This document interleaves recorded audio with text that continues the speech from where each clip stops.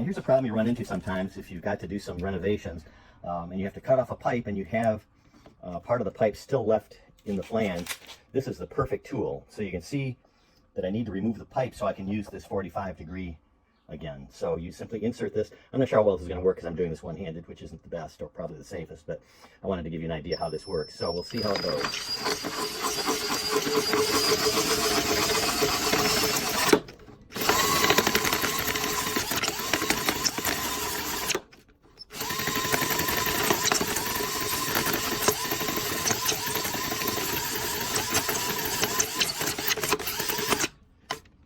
Okay, you can see it's working very well at chipping away at that. It would work a lot better if I could have two hands on it, but I wanted to give you an idea of how it worked. So thanks for watching, and I'll get back to work.